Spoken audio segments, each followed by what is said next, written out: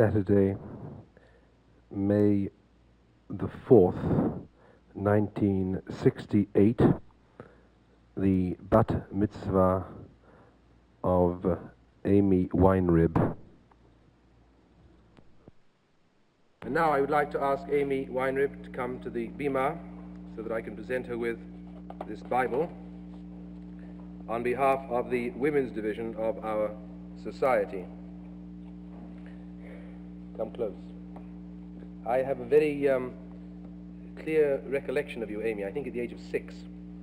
And when I look at you today, and especially when I hear the verve and vigor with which you polish off the Haftarah, upstaging everybody on the bima,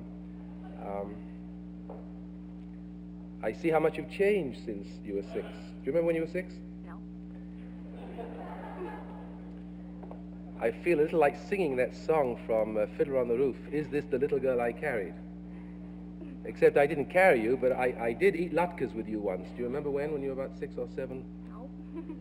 Your mother may remember. It was one of those times when we used to have those parties from the Hebrew school before Hanukkah, and we used to have coming back? Mama, do you remember? You remember. And that was a long time ago, and you've been with us at school, and it's been a pleasure. Half your teachers, myself, and I know Cantor Nathanson feels very good this morning to see the way you've grown and developed. Amy Weinrib at 13 is a different Amy Weinrib from Amy Weinrib at 6, and we hope you will continue to progress and grow in spirit and mind, every possible point of view in years to come. And symbolic of this, I'm giving you a book which, in a sense, we Reconstructionists describe as the 6-year-old of the Jewish people, the childhood diary of the Jewish people. It is a little book. It's a young book. It was written when Israel was a child. And in many respects, it contains certain unformulated ideas not fully developed and ideas not fully matured. And it is just symbolic of a part of what we mean by Judaism. A lot came afterwards. Judaism at 13 was quite different from Judaism at 6, and Judaism at 113, you should live that long, wasn't what it was at the age of 13. We talk here of Judaism as the evolving religious civilization of the Jewish people, and by that we mean that in every age we have always respected the past, but we have used the past as a foundation on which to build in the present so that we can move through creatively to the future. And I hope you will be with us, you and your family, especially you, Amy, for many years to come, to participate in an ongoing process of learning more about Amy Weinrib and more about the childhood diary of the Jewish people and more about what our synagogue and what Judaism stands for. And I hope you will approach all the problems that will come your way in your future life in the same spirit that you attacked the Haftarah this morning. Mazel tov. Thank you very much. Go back and here's your Bible. And shake hands with Cantor Nathanson, and I'd like to ask the family to stand. Any grandparents here this morning? You're also responsible. May he who blessed our fathers, Abraham, Isaac, and Jacob, bless Amy Weinrib, who has this day been called to the reading of the Torah in token of her desire to live a worthy Jewish life. May God, who was with her from birth and enabled her to grow to her present stature in body and spirit, continue to be with her in the life that is before her. May it be God's will that she continue to grow in health and strength, in wisdom and humility, in love and loyalty, in faith and courage, that she may ever be a joy to her parents, an honor to her people, a credit to her country, and a true servant of God. Amen. Please join me in reciting the Shehecheyanu. Baruch atah Adonai Eloheinu melech haolam, Shehecheyanu v'kimanu v'higianu lazman hazeh. Amen. Will the congregation please rise for Kedusha on page 186. Our English reading this morning is on page 165, page 165 in the prayer book. A prayer which normally the Rabbi reads, but this morning I'm going to ask you to join me in reading this prayer. It's been lying around the prayer book for a long time, and we haven't used it for a long time because many of us have been very unhappy about what has been happening in our country and with our government and with our president. Now, of course, the president named in the prayer doesn't mean particularly the individual human being who occupies that office. It means the office as well as the man. Suddenly, this weekend, a prayer which has been lying around in the lumber room of the prayer book for so many months and years takes on a new and added significance. It wasn't only the stock market which leaped yesterday, albeit momentarily, when it was announced that peace meetings would take place shortly in Paris. I think all our hearts went up a few points, and hopefully they stayed there. We Jews, many thousands of years ago, discovered the concept of shalom, peace. But it was easy for us to discover the concept of shalom, which means peace, and it was easy for us to preach it. Because in the ancient world, we were not a great power. We didn't have any atom bombs. We didn't have any tanks. We were a small, small people, about as big as the state of New Jersey, and tucked away in the Middle East between two great big powers. On our left, Egypt, and on our right, Babylon. And when you're a little guy, and you have a big guy on your left and another big guy on your right, and you get squashed in the middle, you learn to say shalom very quickly. So it was easy for us to be among the first in history to understand how important shalom was. Is it always going to be the case that only the little guys are going to learn the meaning of shalom and the big guys never? Is it always going to be the case that the small, defenseless, and helpless people will be those who will always try to implement, those very people who can't do anything tangible about peace, who will pray for peace, and those who have the power and the capacity to do something for peace, who withdraw, become indifferent, apathetic, or find all sorts of complications as to why nothing should be done for peace? Many of us were getting very worried, for after all, it had been said that we would go anywhere, anytime, any place to discuss peace. And yet every time another place was mentioned, that wasn't good and this wasn't good. Now, I know that the right is not on the other side entirely, but nor is the right on our side entirely. It takes two to make a war. It takes two to battle. It takes two to fight. And there are wrongs on our side too. And I say to ourselves, to the United States, we speak from a position of such power as the world has not yet known. We are so powerful that our power spills over. We don't know what to do with it. And that is part of the reason why we find ourselves in trouble. We feel we have to interfere and meddle with everything that is going on in the world. We who speak from a position of such infinite power, one of the greatest countries and the greatest forces that history has ever known, ought to be able to make a few concessions, a few compromises, a few gestures, without slitting our throats, without making our future existence intolerable. Someone has got to make a move. Someone has got to make a gesture. Some actions must be forthcoming from these discussions. I do not say that we should weaken ourselves or that we should expose ourselves. But if we are the ones who are to make a gesture in the direction of peace, and a tangible gesture in the direction of peace, and that gesture or those gestures are flippantly rejected by the other side, then the world will know that we wanted peace, and we strove for peace, and we pursued peace, and were rejected. In recent months and years, the name of America in the world, in the free world, not just in the world behind the Iron Curtain and under totalitarian regimes, has been a reproach. We now have it within our possibility to remove, to wipe away that reproach. It may well be that we will make a gesture for peace, and the other side will not accept it, or they will try to use it for their own nefarious purposes. That may be. we must be morally in the clear. We must take the first step.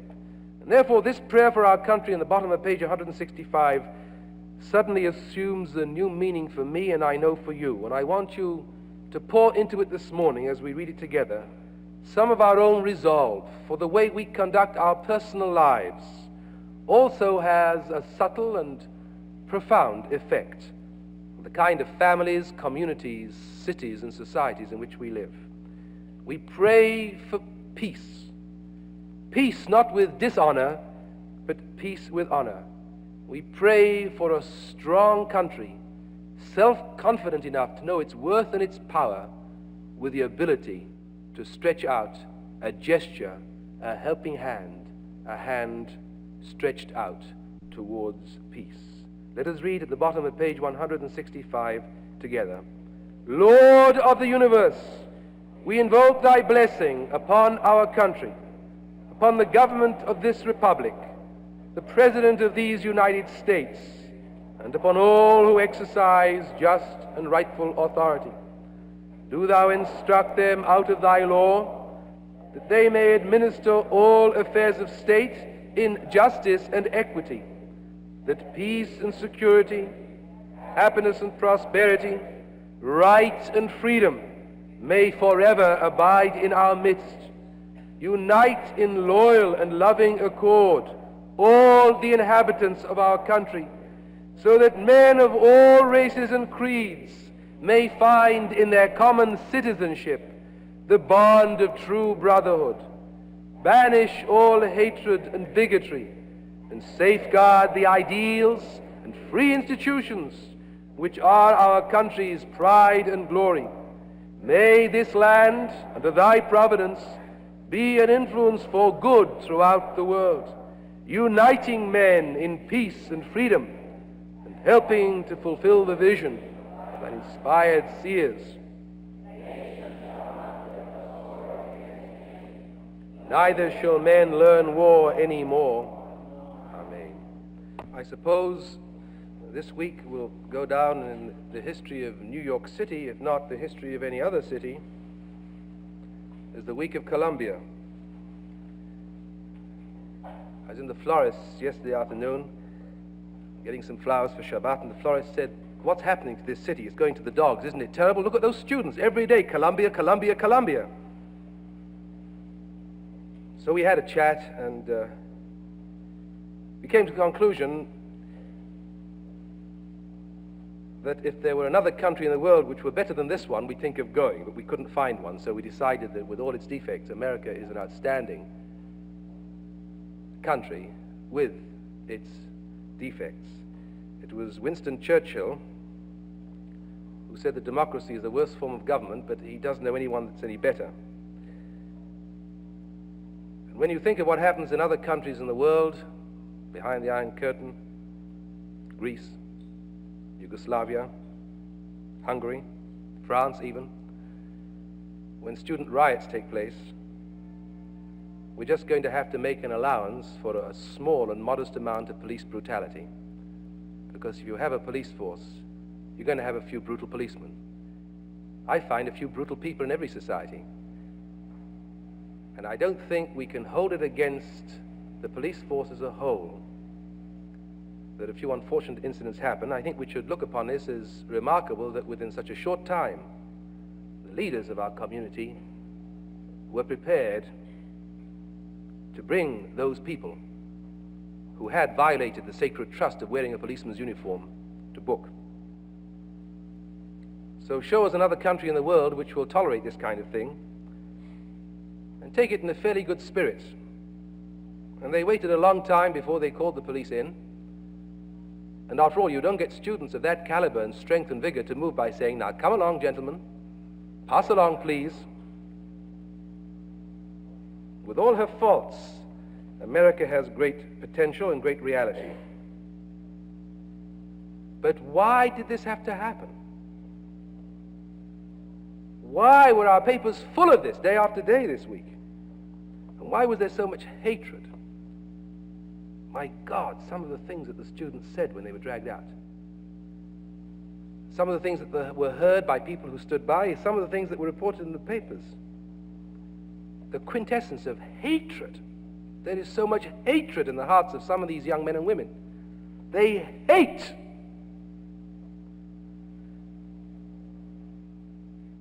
I think one of the reasons for this type of unrest in Columbia,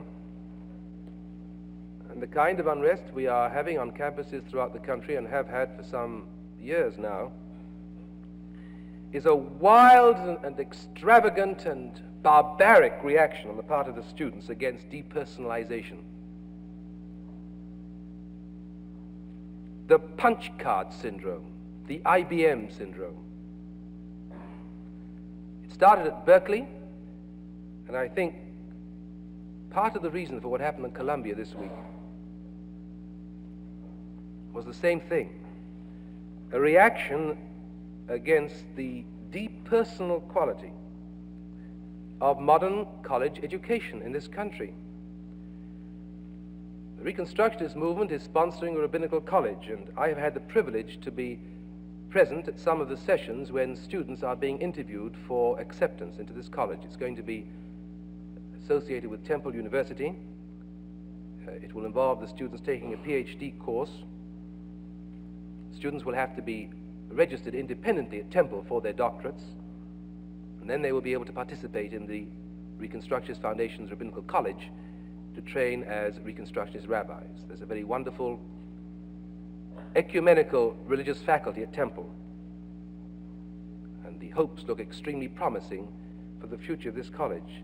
But I was shocked in the course of these interviews when each student had a dossier or a file to see the way in which the progress of the student in modern academic life is recorded.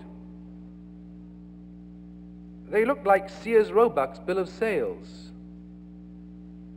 They looked like hieroglyphics. The whole thing was so over-systematized that you looked at the student and you looked at the report and you felt that somehow the student was being diminished by having his qualities, his attributes, and his learning and what he had done and what he was reduced to little holes in cards. Because the way the progress reports were formulated were to make it easier, not for the student, nor even for the teacher, but for the computer. And the students looked smaller after one read the reports. There was a living human being of flesh and blood with hopes, with aspirations, with feelings and emotions sitting there, and a brilliant university administration in all its wisdom had tried to reduce the quintessence of what that young man or woman stood for in a series of little holes or information which could very easily be put into the shape of a hole or a square on an IBM card. Have you ever had an argument with a computer? Because I have. I'm very particular about my name being written A-L-A-N. I don't know why, but it's all I've got. As a matter of fact, there are about 50 Alan Millers in Manhattan anyway, so it's hard enough to be an individual as it is. And when it's spelled A-L-L-A-N or A-E-E-N, I get excited. Doesn't take a lot to get me excited anyway, but I get excited about this.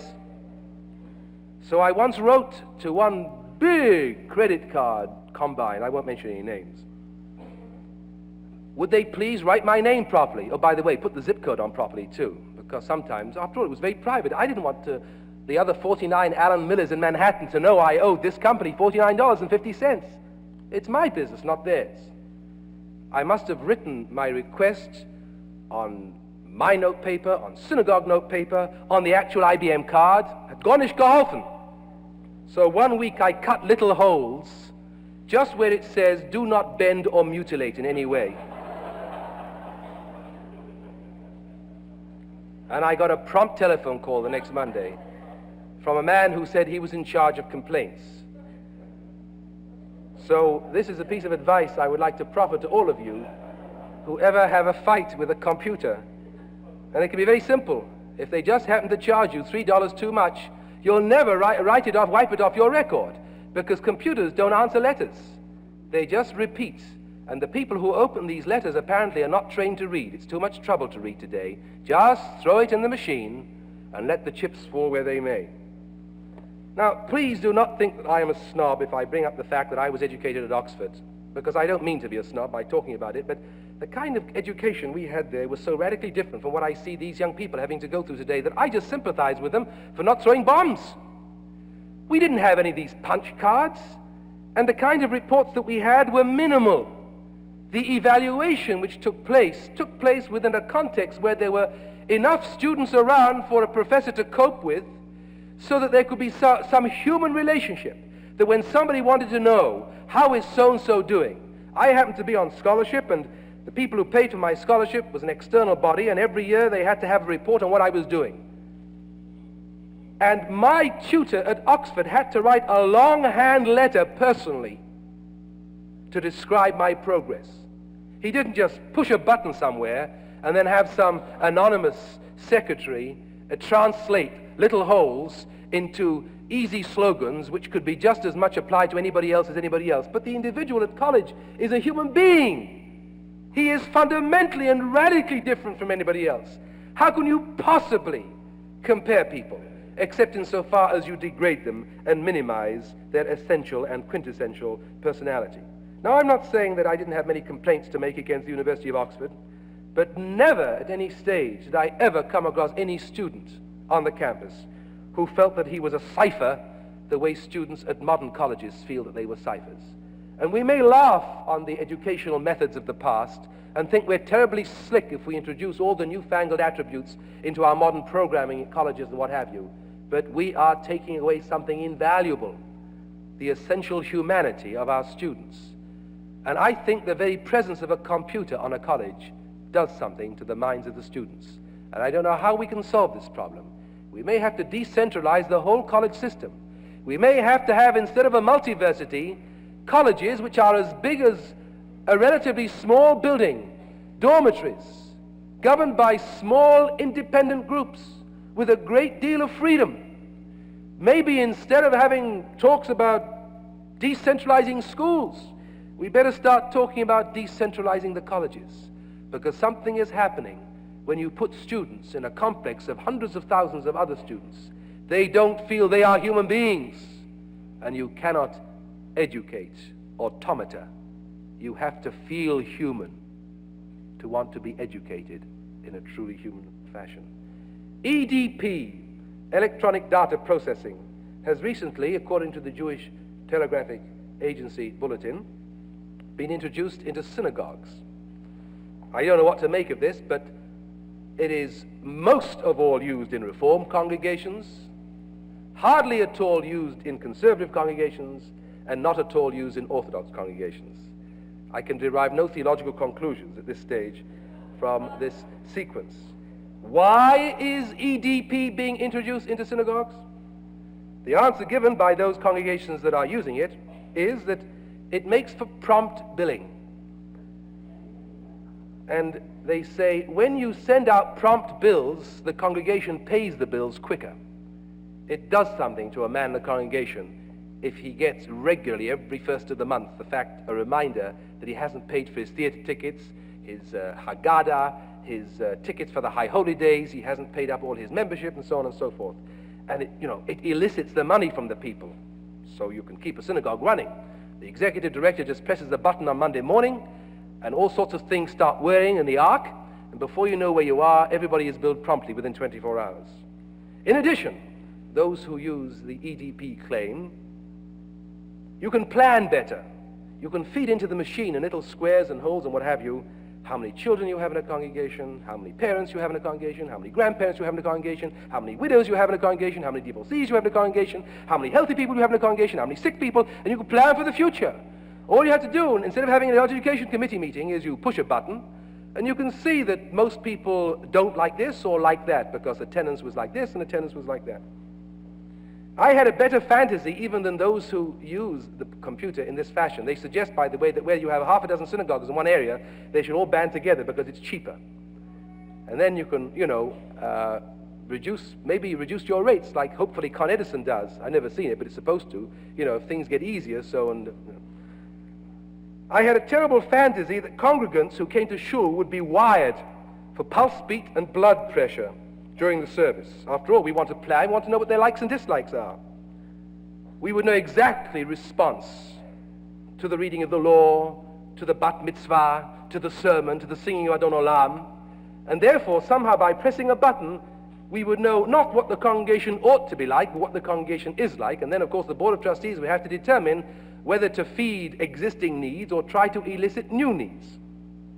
Pastoral calls would be made much better by a machine than by a fallible and imperfect rabbi who occasionally forgets. It would all be done by little punch holes. All the hospitals would be geared so that if any member of a congregation entered a hospital, a ticker would start moving and something would register back in the computer at the synagogue, and this would be fed into the central file, and immediately the telephone would ring in the home or the bedside of the person who was sick. This is a recording. The rabbi and the chairman and the board of trustees at their last meeting learned with regret of your recent illness. In view of the size of your contribution to the Yom Kippur appeal, in view of your regularity of attendance at synagogue services, in view of your regularity in attending meetings of committees to which you have been delegated, the board passed a resolution wishing you a speedy recovery. The vote was 25-14. I knew a rabbi who had a book which he kept on his desk, and in that book he had entered over a rabbinical career of 35 years every fact and every piece of information he could get from members of his congregation, and he tabulated it all. He had a wonderful secretary. And when anybody telephoned him, he'd say, Mrs. X? Oh, yes, Mrs. X, tell me, how's Jimmy's appendectomy scar? Jimmy was operated on when he was 8 years old, and now he's a grandfather, but all the facts are there. And you know, there are some congregants who say, my God, what a wonderful rabbi. If he can remember that my son had an operation 50 years ago, I'll vote for him when his contract is renewed. And that's pretty good. A rabbi had all the information. Frankly, I think if I'd been the congregant, as Feldtepus, I'd have felt that maybe there's something wrong. He's not doing anything else with his time except concentrating on recollections, like some people swallow cricket and baseball scores. All he can remember is dates of operations. Frankly, I think I'd like the rabbi to forget about my operations. I like to be remembered in health, not in sickness. Perhaps a synagogue should be as big as a rabbi's head. I mean that a rabbi should be able to know approximately by face, if not always immediately by name, what his congregants look like. Of course, that is to say that assuming they present themselves to him occasionally. A rabbi, unlike an elephant, should have the right to forget occasionally. You know, a lady in this congregation once complained to me bitterly after Yom Kippur one year, when we have the whole synagogue full, that I hadn't missed her. She said, Rabbi, I'm very upset. She came back the week after. I was away for Yom Kippur and you didn't miss me. You know, where there is no forgetting, there is no real memory. It's like having good food. Good food is food that can go bad. The kind of bread that is treated with all these chemical additives can stay fresh for 10 years, but who needs it? It tastes like that. I was very mad at this lady.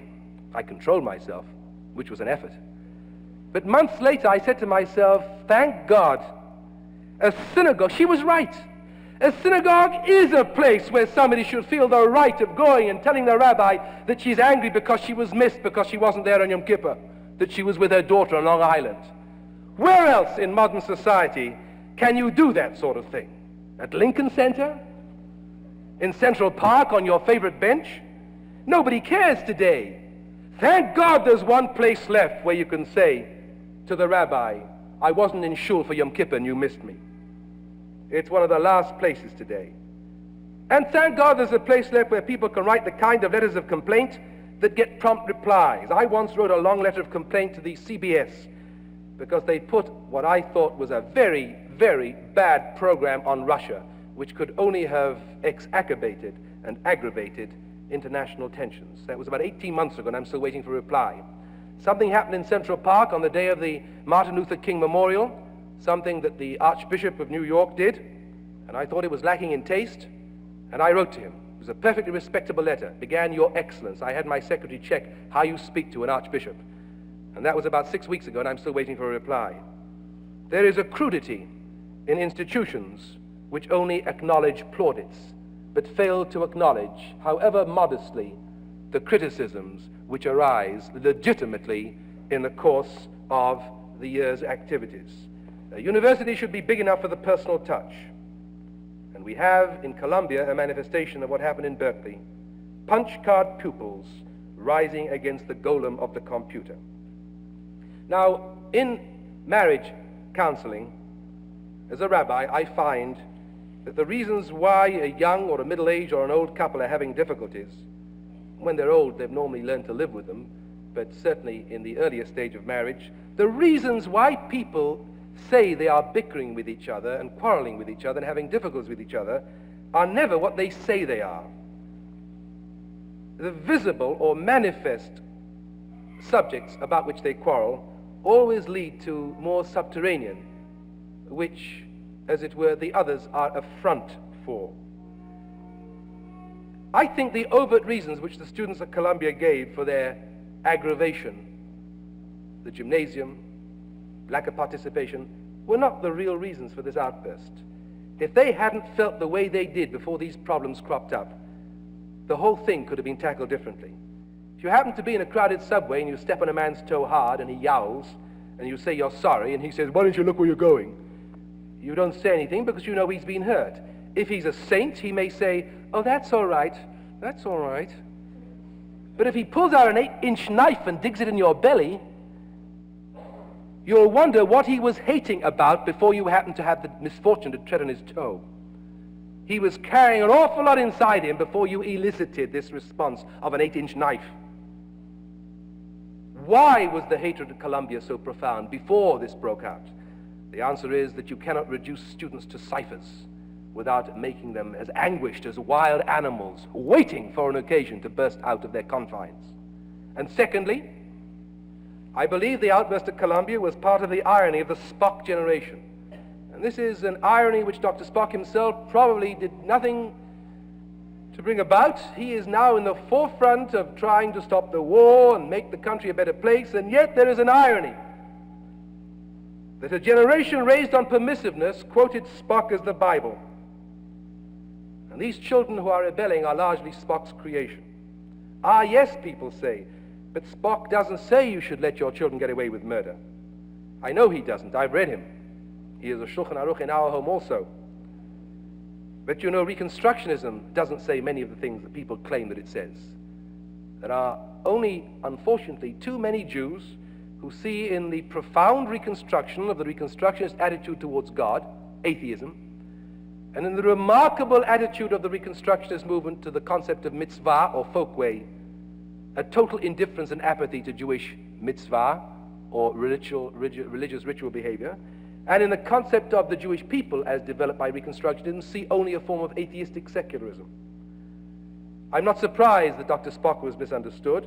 If he was only misunderstood half as much as Mordecai Kaplan has been misunderstood, he's doing very well. Nevertheless, as in Reconstructionism, so with Dr. Spockism, people do tend to get what they are looking for. If a parent wants a rationale for being totally permissive and refusing to lay down any kind of system and discipline for children, you can find it in Dr. Spock. Just as if you're looking for atheism, if you look hard enough, you'll find one or two sentences which can be pulled out of context in Reconstructionism. 2 books were recently published: Robert Rosenthal's Experimental Effects in Behavioral Research and the Social Nature of Psychological Research by Neil Friedman. And they conclusively and devastatingly demonstrate that up to now, all that material on which we've been asked to change our patterns of living, from psychological testing and so on, has proved unfounded in this respect, that all the statistics elicited by psychologists in their data have possessed one variable which was totally uncontrolled. And that variable, according to these 2 books, is what the experimenter expected to happen in the course of the exercise and experiment. What these 2 books show is that the results that the scientist expects to get are more likely to occur than any other kind of result, which rather puts paid to a lot of our myths arising out of statistics. By the same token, parents went to Dr. Spock's book and got what they wanted. The way people go to shul and get what they want, and the way people go to college looking for what they want. It is said that sometimes children in a nursery who are beating everything up say, "Wouldn't it be lovely if someone could come and tell us to stop doing all this?" They'd feel better somehow if there was a line beyond which they couldn't go. Some of those young men and women who rebelled at Columbia this week are among those few of the last generation, and perhaps they are not so few, who never really had a good smack bottom, who needed discipline, who needed to hate their fathers at the right time in the right place, and to learn to cope with that hatred under the parental roof, to experience hatred of elder parental figures or parental surrogates as the other side of the coin of love, to learn in the home that our emotional being grows out of love and hate, that it is the human condition. But on the Columbia campus, it is too late to learn what should have been learned 15 to 20 years ago. But Columbia appeared like a family scene this week. The same kind of thing, reduced to a small level, is what often happens in homes. It used to happen in my home, my father trying to crawl under the bed to pull me out with some kind of a clothes hanger. Police brutality? Come. Have you never seen parental brutality? Norman Mailer is not the only one who ever behaved violently at home, believe me.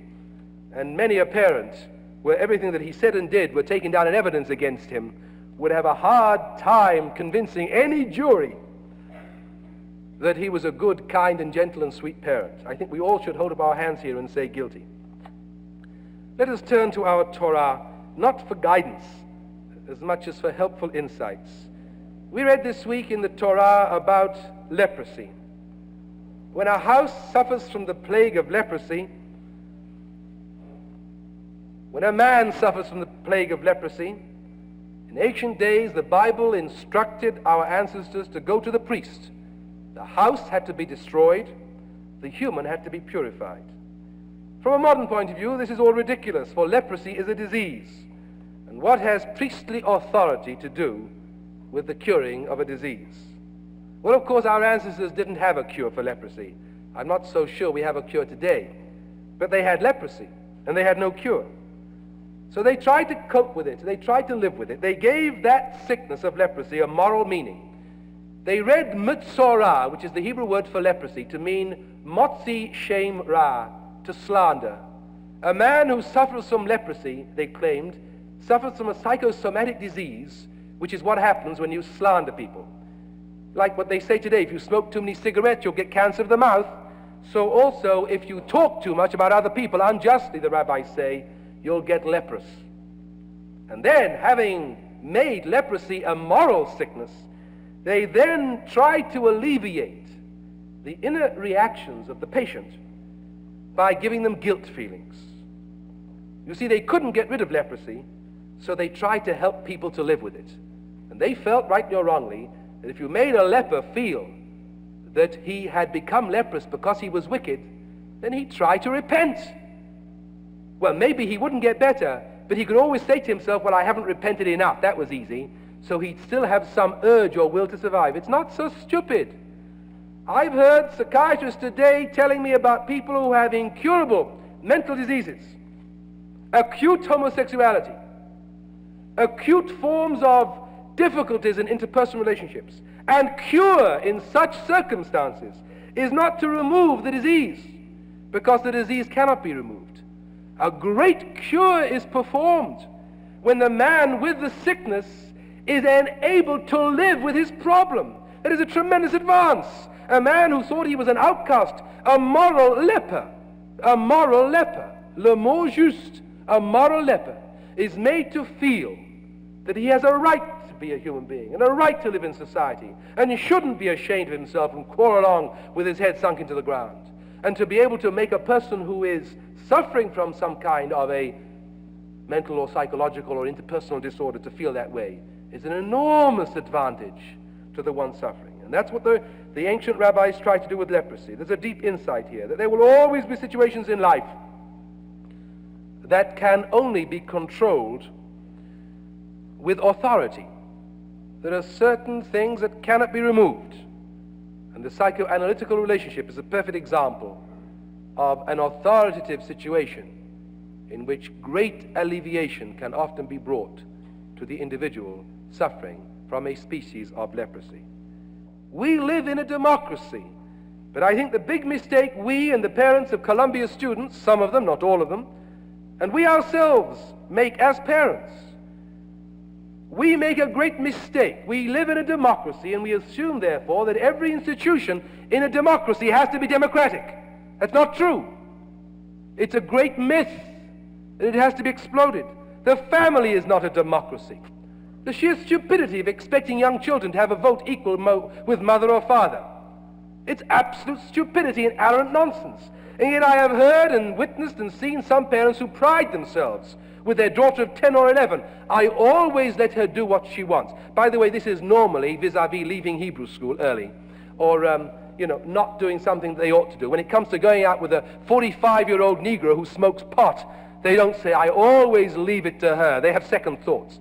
But even to think or to say this in front of a child is ludicrous from an educational point of view. I always let my daughter do what she wants. That is as stupid as 13, at 14, at 15, or 16. I'm not going to give an outer limit. A parent should try as hard as he can to hold on. You'll know when the child no longer wants to listen. And until that time, the family isn't a democracy. Until that time, the father and the mother have to set an example and insist on certain patterns of behavior. And any parent who thinks there is some conflict between a parent saying no, because I say so, up to the point where you can get away with it, conceded. And democracy had better study a little about family life and about democracy also. The school is not a democracy. I will not tolerate the nonsense and stupidity of having 9 and 10-year-old children telling their teachers what should be in the curriculum, or even students on the campus. A boy or a girl of 19 and 20 is in no fit state mentally, intellectually, or spiritually to decide what he or she should be told. I would concede that there are certain areas in university life where there should be participation on the part of the students. In our Hebrew school, one of the great contributions that Dr. Feinstein made to our school has been the introduction of a student council. A student council which is democratically elected once a year. Each class votes for a class representative, and that class representative meets regularly with the school principal at a student council, and there certain items are placed on the agenda which, in the opinion of the rabbi and the principal, are suitable for student involvement. But we do not put on the agenda how late students can come to school, or how many times they can be absent during the year. We did put on recently, what kind of program would you like for Purim? And so the beggars decided to write a Purim play for the faculty and the rabbi to perform. And we went along with it. And that is democracy. And that is involvement. That does give them a feeling that they can do something. But you have to draw a line between what they can and what they can't do. And in the drawing of these lines, the parental figures play a supremely important role. Now at college, I would say that students should have an involvement in the hours when they should or should not be in girls' rooms, if they are male, or female for that matter. And they should have a role in determining certain aspects of university life, but not in planning the curriculum. If a university cannot plan the kind of curriculum suitable for the student has the freedom in a democracy to opt and go to another college where he will find something more to his liking. And when other colleges see that colleges with avant-garde, new, reconstructed thinking curricula attract more and better pupils, then they will also change their mode of living. College is not a democracy any more than the family. The army is not a democracy. You know the story of my friend in the British Navy who went to Israel during the early years of the founding of the state and visited one of the two Israeli ships. And when he got back, they asked him how he liked the Israeli Navy, and he said, it was fine. But there's one thing he couldn't make out, and don't forget the British Navy has a ruthless tradition of immediate obedience. He said, there's one thing I couldn't understand, this former commander of the British Navy. When an Israeli officer in the Israeli Navy shouted an order to one of the ratings, the rating said, Rega, Rega, wait a minute. And of course he found that a little difficult to countenance. The Army and the Navy are not democracies. And even in democratic government itself, we elect men to positions of authority, which they are then meant to exercise. American democracy is not Swiss democracy. We don't have a system where every 5 minutes, à la Montag und Donnerstag, somebody can say, let's have a referendum. That is destructive to the democratic process. You don't have a show of hands, à la Montag und Donnerstag, every 5 seconds. That is infantile. And those who believe that democracy is always a precise ascertaining of what the people feel at a given second don't understand the first thing about democracy. And perhaps the Gallup polls do more harm than we know. More harm than we know in trying to put a finger on the immediate pulse of the collectivity, because it takes time before the will of the people can be formulated. People may feel one thing on Monday and they may feel differently on Thursday, and the democratic process precisely has been geared by wiser men to make allowances for time. You're angry on Monday, on Thursday you've calmed down, on Tuesday you may feel black, but on Thursday it may be white. Time has to be given. In Britain, a parliament is elected democratically. But once it has a majority, it stays there for 5 years. And in America, a president is elected for 4 years. And if he justifies the hope that the country placed in him and he feels he can carry the country with him, then he has authority and shouldn't, except in exceptional circumstances, be put off his balance by the whims and caprices of an ongoing every day to day, every second change in the wind. The Vietnam War was the exception that proves the rule. There are other issues where this does apply. We need controlled authority. Authority which is answerable ultimately to the sovereign body, which is the people, but not every hour or every minute, because we grow through authority. And all of us regress from time to time, in moments of stress and moments of sorrow. We don't need discussion and debate. We need a firm helping hand of a father surrogate or a father figure. We need discipline in youth, and to some extent also among our student body. And what happened in Colombia stems from a society which tacitly encouraged parents to let their children have a summer hill. Authoritarianism can be a curse. The Nazi Party in Germany, according to John Slauson in a letter to the New York Times this week, a very important letter, I thought, we didn't re-educate the Germans after the war because the grounds and the basis of Nazism is in the authoritarian pattern of the German family. And until the Germans can do something about the authoritarian pattern of their family, which is over hyper-authoritarian, there is going to be a tendency in German politics towards the Führer figure, towards Nazism.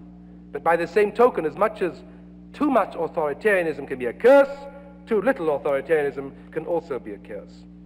Negat Sara'at, the Bible tells us this morning, when a man has a plague, he should be brought to the priest. In sickness, we need doctors, not discussion. In ignorance, we need teachers. And in certain types of rebellion, we need discipline. If the authority figures in our society are degraded beyond the point where they can function effectively, the losers are our children and ourselves. It so happens that my deepest sympathies are with the pupils, not so much for their stated reasons, but for the reasons that I have analyzed behind those stated reasons. Their depersonalization and the lack of discipline in their childhood, for which I cannot even blame the parents. Our newly married and young parents must be taught to trust their basic instincts as fathers and mothers, and to stop reading the slop that comes out each week in the New York Times on how to rear children, mutually contradictory and self-negating week after week. And most parents read it with trembling hands and they don't know what to do. Throw the magazine away and give your child a schmeiß toches. He will grow up the better for it and you'll sleep better at night time.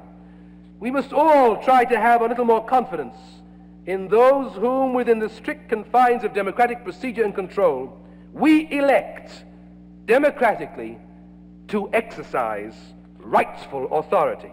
And we expect them to exercise rightful authority and not to look over their shoulders all the time at Gallup polls or cheap magazine articles in the New York Times. Without a little more discipline, without a little more self-control, but also without a great deal more personal concern for the individual human being, the plague of leprosy which threatens the walls of our society may seriously weaken their very structure.